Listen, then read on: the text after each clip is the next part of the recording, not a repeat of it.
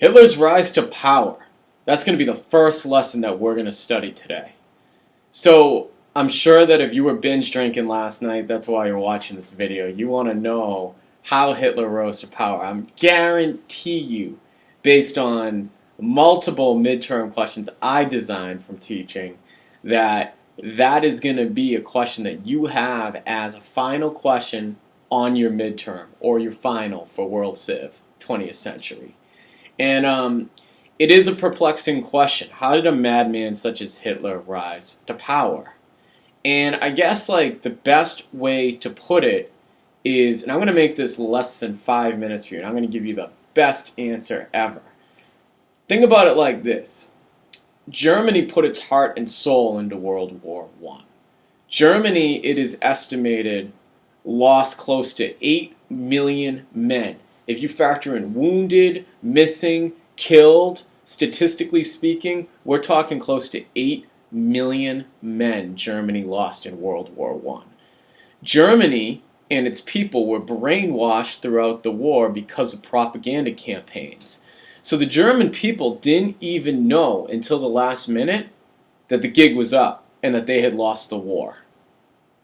Think about that for a second. That's absolutely crazy. Out of a population of 65 million people pre-World War I for Germany, they lost close to 8 million dead, missing, casualties, wounded, all that stuff. 8 million. So the Germans at the end of World War I, pardon my French, were like, what the fuck just happened? How do we lose this thing?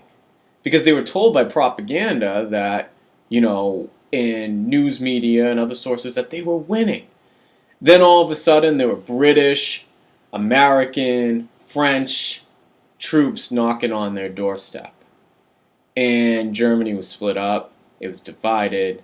The Kaiser, who was the German king, Wilhelm II, was actually dethroned by force. And Germany was made a Western-style democracy in lieu of France, Britain, and the United States. Now, of course, the German people were still like, what the fuck? Why'd we lose? What happened? And as a result of this, and given all the blood, sweat, and tears, machinery, economic resources that Germany put into the war, the German people were pissed. And what happened was, the 20s didn't help much. You'll see the pictures, they're almost iconic, of there's a German man who is actually trying to buy bread with a wheelbarrow filled with money. The Great Depression actually hit Germany, one of the hardest countries to be hit. Even more so than the United States, because Germany in the 20s with the Weimar Republic, which was the Western imposed democracy, actually what had happened was they were depending a lot on American loans, American money to survive and sustain themselves, that government and that economy. So what happened is when the system in the United States with the stock market collapsed, Germany went boom, and it was gone. They plummeted even more than the United States. So not only did you have a bunch of pissed off German people at the end of World War I who were angry and resentful because they had lost the war and they didn't even expect to, and they didn't know why they lost it because it was still a mystery to them. But then you had the political upheaval of the 20s. Germany had a bunch of mini revolutions. They almost became massive revolutions that overthrew the Weimar Republic. Somehow the Weimar Republic held on, and then in the late 20s, boom, you have the Depression, and that's when the shit really hits the fan in Germany. And the German people start saying, we need a savior. We need somebody to rescue Germany and put it back on the map. Germany needs its place in the sun.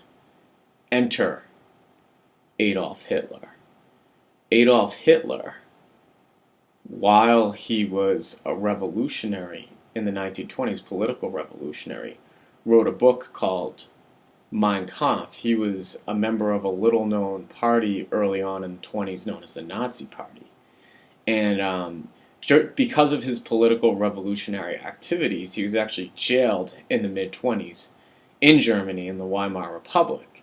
And in jail, he wrote what was known as Mein Kampf, or My Struggle. In German it means Mein Kampf, but translation in English is My Struggle. So what happened was Hitler wrote this book, and for the German people, at first it wasn't a bestseller, but later on, especially during the Depression in Germany, it became a bestseller, and it was transformative for the German people. The German people started to look at Hitler as being the so-called Messiah, the person who was going to rescue the German people. The German people, in their despair, because they had been kicked in the teeth so many times and beaten down, and they were used to pre-World War I, their country being a borderline superpower and being a nation that had great destiny after the German unification in 1870. So what happened was they were looking for somebody, and Hitler played on their fears and their insecurity.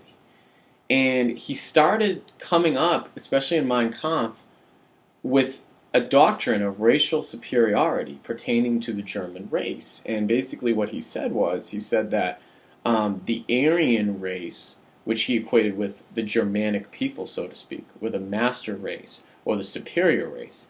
And he started to scapegoat certain groups of people in Germany, such as the Jews, such as the Gypsies. And he said that they, the outsiders, the non-Aryan people, the non-Aryan segment of the population, these outsiders were the ones who caused Germany's defeat in World War I. And in the election where Hitler was actually elected to power, well, I'm jumping ahead of myself. We'll stop here for now. I got the root causes of Hitler's rise. The next lesson I'll talk about how Hitler was actually elected to power. Thank you.